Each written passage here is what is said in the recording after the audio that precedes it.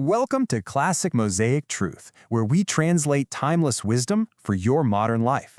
So today, let's talk about a feeling I think we've all had. You know that feeling, right? You're in a meeting, maybe at a family dinner, or just hanging out with friends, and one person's energy just takes over the whole room. You can kind of feel yourself shrinking, getting knocked off balance. It's a really unsettling feeling. But what if the answer isn't about trying to push back against them? What if it's about finding an unshakable foundation right inside you? That's exactly what we're going to explore.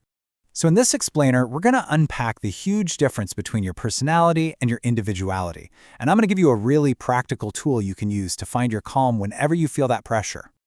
Okay, so this whole idea comes from the work of Emilie Cady, who had this brilliant way of separating who we seem to be on the outside from who we truly are at our core.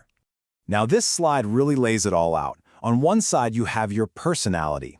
Think of it as your outer self, the part that's always changing, always reacting to people and situations. On the other side is your individuality. That's your inner self, your core. It's stable, it's unchanging, it's the real you. Now, this isn't a battle between the two. It's about a choice. Where do we decide to place our identity? Understanding that choice is everything. Let's dig into personality a bit more. The best way to think of it is as your social mask. You know, the one we all wear? It's shaped by our desire to fit in, by pride, and especially by a fear of what other people will think. It's the part of us that's constantly listening to all the voices outside of ourselves and adjusting its performance. Your individuality, on the other hand, is completely different. Picture a deep, still lake. Now the wind, other people's opinions, a stressful day, it might create ripples on the surface. That's the personality reacting. But way down in the depths, it's totally calm, completely undisturbed. That is your core essence, guided by that quiet inner voice of wisdom. And here is the most important takeaway. This is not a battle to destroy your personality. Not at all. It's a conscious choice about where you place your focus and your sense of self. The more you learn to listen to and act from your individuality, the less power all those external pressures and reactive feelings are going to have over you. Okay, so this all sounds good in theory, right? But what does it actually look like in real life? Let's get practical and explore 3 areas where this distinction can be a total game changer. First up, work. It's so easy to get stuck in our personality here. We're constantly worried about our image, about getting approval, about saying the right thing in the meeting. But when we learn to operate from our individuality, the whole focus shifts.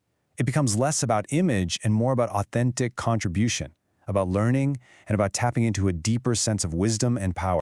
And oh man, this one is huge in our relationships. The personality is a people pleaser. It becomes a social chameleon, agreeing with things it doesn't really believe, changing just to be liked. And frankly, it's exhausting. Your individuality, though, doesn't need that external validation. It listens to the voice within, and that allows you to form genuine connections based on who you really are. And finally, think about habits and goals. The personality gets pulled in a million different directions by what's trendy, by what it thinks it should be doing. It's a constant struggle with external pressures.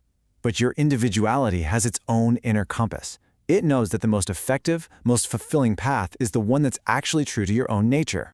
So, the big question is, how do we make this shift in the moment, when we're feeling that pressure? Well, here is a simple, incredibly powerful practice you can use anytime to reconnect with your center.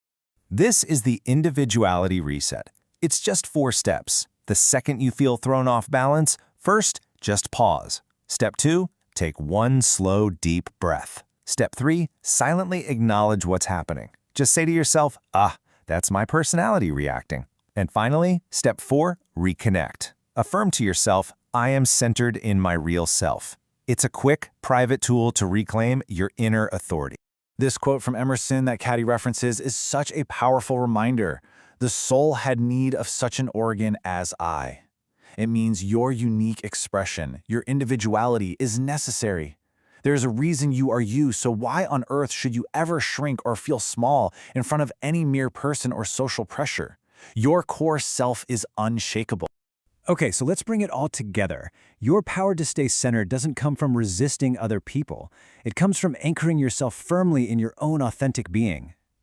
It's about knowing the difference between the mask and the real you, and remembering you can always choose to reclaim your inner authority.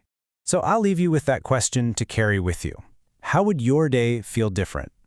Now, as you start to practice this, you might notice some inner friction. And in our next explainer, we're going to talk all about chemicalization, which is the fascinating reason why things sometimes feel worse before they get better. You can find it in our Lessons in Truth playlist.